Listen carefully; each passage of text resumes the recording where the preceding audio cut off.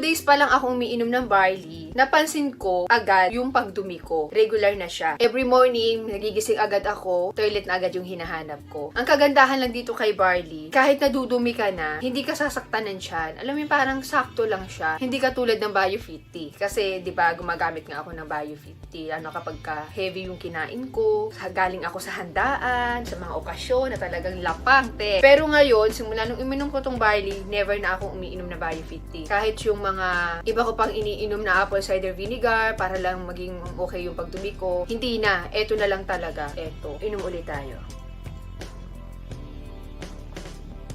Halos kadalasan nga umiinom pa ako ng Dolcolax para lang madumi ako. Pagdating naman sa menstruation ko, ay panalo. Wala akong nararamdaman na pananakit ng puson. Kasi kadalasan bago ako magkaroon o after ko magkaroon, sumasakit talaga yung puson ko. Talagang sinadya ko na malapit na ako magkaroon bago ako bumili. Kasi nga, gusto ko ring malaman, maasa rin ako na baka maalis yung dysmenorrhea ko or yung pananakit ng puson ko. Pangatlo, ito yung pinaka natutuwa talaga ako. Yung hindi ako masyadong sinusumpong ng allergy ko. Tapos, parang napaka-energetic ko, hindi ako matamlay, hindi ako laging parang nanlalata. Yung pag-inom ko ng maintenance ko na gamot para sa allergy ko na every 3 days, ngayon once a week na lang ako halos umiinom. At kapag yun lang ay na-expose ako sa sobrang alikabok, matatapang na amoy, na pabango, kailangan ko pa rin talaga siyang inuman. At hindi rin ako mabilis mapagod. Kaya nung maubos ko yung 10 sachet na yun, bumili na talaga ako ng isang box. Yan.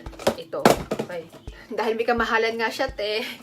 Every other day ko lang siyang iniinom. Hindi katulad nung nakaraan na everyday. Imagine 50 pesos, isang inuman lang. Nung una, natatakot akong bumili. Kasi nga, trending siya at mahal siya. Kaya sabi ko, baka marami na namang gumawa ng peke. Alam nyo naman, di ba, kapag mahal, kadalasan may peke. And bukod doon, naghanap ako dito sa YouTube. So, wala akong nakikita nag-review na YouTuber. Kaya natakot ako. Sabi ko, bakit ganun? Bakit walang review? Baka business lang yan. Ganyan, hindi ako naniniwala. Kaya parang nag-aalangan ako maniwala kung totoo ba talaga yung mga health benefits na makukuha natin dito o nutrition na makukuha natin dito sa barley. Pero nung masubukan ko na siya, natuwa naman ako. Nawala na yung takot ko kasi effective siya. Kaya nga ilang beses kong pinapanood yung commercial Fernandez kasi nga interesado talaga ako. Di ba ngayon nagkaroon siya ng cancer na dito siya gumaling. Sa totoo lang, hindi masamang subukan ang mga bagay-bagay para mas malaman mo kung talagang effective siya or